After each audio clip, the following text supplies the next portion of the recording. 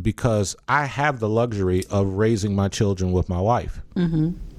So we tag team and we in your business. And now you have to be. You do not have a right to privacy. Hell no. Mm-hmm. Now okay, I put it like this. If you're on task and doing what you're supposed to do, there's no need for me to be in your phone. It's no need for me to be up at the school if you got honor roll, if you got all A's and you consistently doing better, if your character is straight, because that's a big deal for me. Character. My kids I will give you a pass on a grade. We'll just work a little bit harder. But if you lie, cheat, and steal, that's when Sally come out and I might have to bust your ass, because again, you can't send a kid out into this community who has character issues. And so like you were saying, it's important that we raise our kids differently, where we're there, we're involved.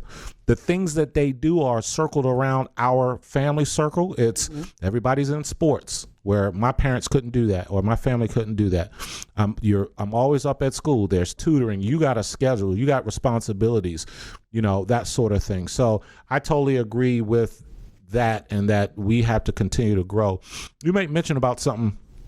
How do you deal when you see our people or anybody in the store and their children are not the beneficiary of this evolved line of parenting? Like that's a lot of big words to say. They acting an asshole, and the mom is overwhelmed and can't control them and all this other kind of stuff.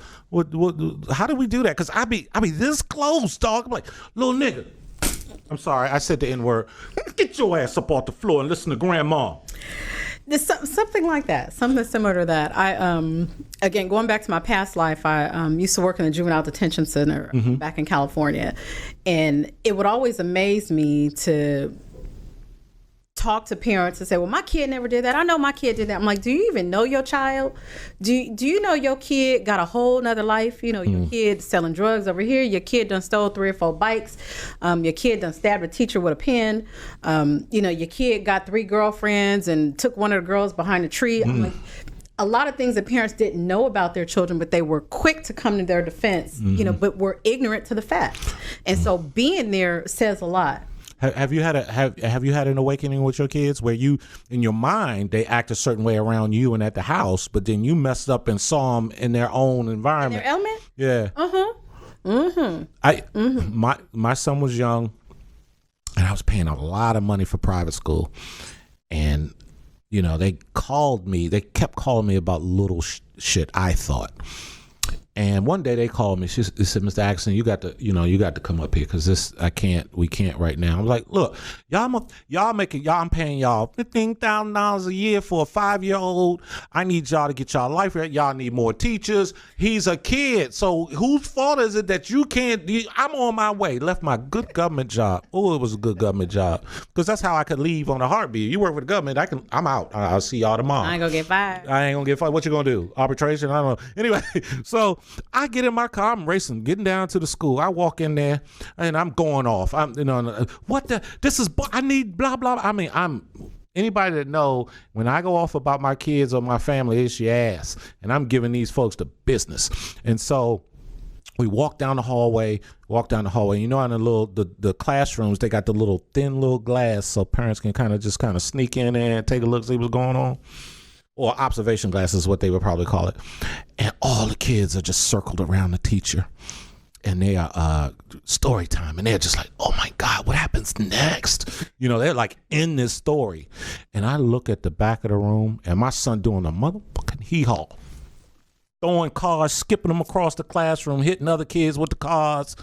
I mean, but he had never demonstrated that sort of. Now, mind you, I've been talking shit the whole way. I mean, I talk just as much shit in my car on the ride to the school, so I could be prepared to say the right stuff, right? And so I grabbed him out the room. And I have this collar thing that I do when I really need my kids to listen to me. And I'm like this. Nose is right here. And I do this. You grit your teeth. You gonna sit your ass down. I swear to God, these people call me again, I'm going to bust your ass. Now get your ass back in that room. And so he walked in there like, man, you gonna get yours, B. When I get older, I'm gonna whoop your ass, Pops. This is your ass. You don't touch me in front of all these people. And I looked at that teacher and I said, you know what? On second thought, we need us a personal day. Got our little whatever we needed, threw him in the back of the car, didn't say a word to him all the way home. He was like, Daddy, we're going to get something. He thought, he was getting a free day. I am not going to comment on what transpired in the accident household after when we got home, but let's just say They had some red bottoms? And not the shoes? No, ma'am. Because so have you had an awakening like that where you're like, that's my kid? Not too many. I will say that my kids, they stay busy. Plus, we had a blended household, and so some of the things that I may have missed out on, my stepwife and my ex-husband, they probably were able to pick up on that. Hey, wait a minute. You had a stepwife? I have a stepwife. She's my ex-stepwife, but that's my girl. So, when we turn the cameras off, 3 cents. You gotta watch it. Because I need that broken down and explained. What happened was, and this goes back to the village. If you're at work and you can't take off work, for people that don't have good government jobs, if there are things going on at your school, invoke your community. Call your cousin. Call your friend. Call your neighbor. Hey, can you go up to the school and check on the kids? Can you let me know how she's doing? If I'm getting home late, I at least want to make sure that someone's helping my kid with their homework. If I can't do it, right. If I have to call a cousin or somebody, but invoke the help from your community.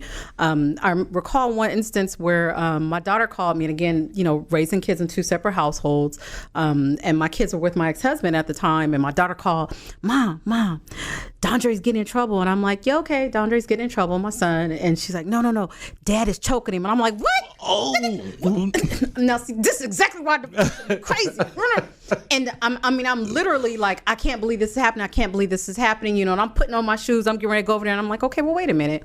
Because I know if I go over there, somebody getting arrested, it might be me because I'll be trespassing on their property. But I said, let me just hang up and call Dad. my ex. Call Dad. Mm-hmm. Hey, it's me. How's it going? I love that passive aggressive. How's my son? Is everything okay? And he said, yeah, he's fine. I said, well, Drea said that he was getting in trouble for something. And he said, yeah. And I said, well, what was it? He said, well, I found out that he lied to his teacher at school, so I choked him. And I said, oh, okay, carry on. Let's add this as my closing remarks, and I'll give you a chance to close this up. But I think we have a responsibility to raise civil servants.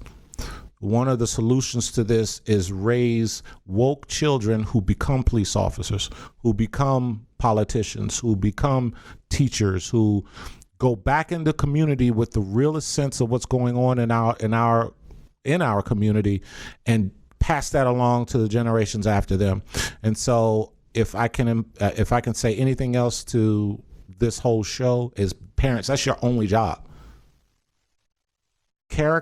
Deeply character children who are living for more than just themselves, who are going into public service to change how we are interacting with our leaders. So, Chanel, give your 3 cents, and we're gonna close it on out. First of all, I'm just amazed. You're such a smart man. Such a smart man. That's right. Do not ask Jennifer Atkinson that, because she's not going to repeat that. I think, what did she call me? You know what? Never mind, because I'm gonna have to deal with that. Because probably not PG. She called me names a lot, and I'm gonna have to go get some counseling for that. So, give us your closing remarks, Chanel. Look, well, first of all, I want to say thank you for allowing me to come on the illustrious Alan Michaels show once again, and I'm definitely looking forward to having the folks watch my podcast, Chanel's 3 Cents, on YouTube, and you can also follow me on Facebook and Instagram at Chanel's 3 Cents.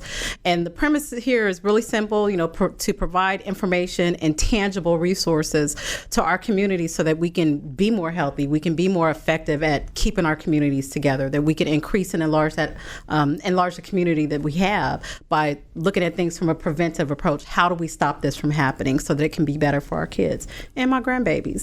So anyway, y'all, thanks for sitting out with us. We're gonna keep bringing you great content. I can't wait to get Chanel going, and you guys stay connected, like and subscribe to pages. Please find us all on Facebook, find us all on YouTube, find us all on Instagram, and let's stay connected, y'all. Until the next time is the next time. Peace.